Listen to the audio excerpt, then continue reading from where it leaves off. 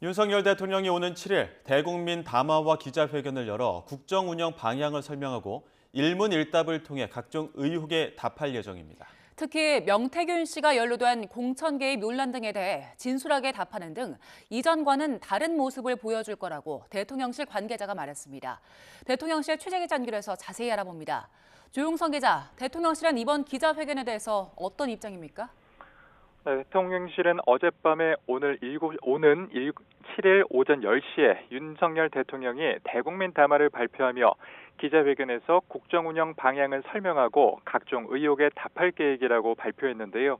대통령실은 윤 대통령의 기자회견이 기회를 살릴지 아니면 또 다른 위기의 시작이 될지 중요한 선택이 될 거라고 밝혔습니다.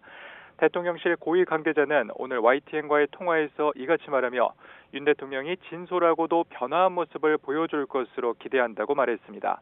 그러면서 윤 대통령의 발언 중 대국민 사과 여부 등 구체적인 내용과 형식은 오늘 내일 사이 참모진 논의를 거쳐 결정될 거라고 설명을 했습니다.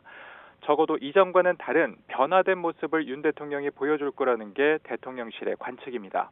앞서 지난 두 번의 기자회견에서는 윤 대통령이 2층 집무실에서 30분간 국정 브리핑을 하고 1층 브리핑장에서 질의응답을 받았는데 이번에는 형식도 달라질 가능성이 있습니다.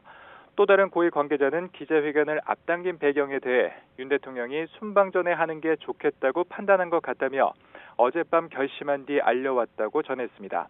그러면서 어제 오후 참모진이 기자회견을 앞당기는 것을 건의했고 윤 대통령이 여러 상황을 보고 결단한 거라고 설명을 했습니다.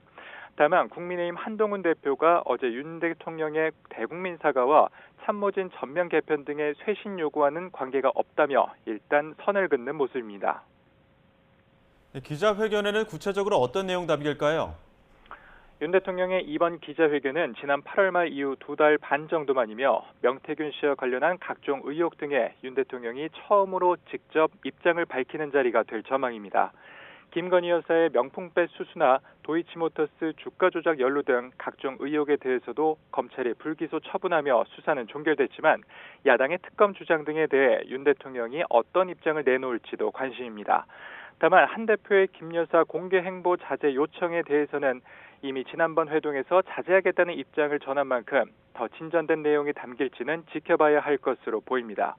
이런 과정에서 윤 대통령이 직접 사과할지 등 발언 내용에 따라 이번 기자회견은 임기 후반기 국정 동력에 적지 않은 영향을 미칠 것으로 보입니다. 지금까지 용산 대통령실에서 YTN 조용성입니다.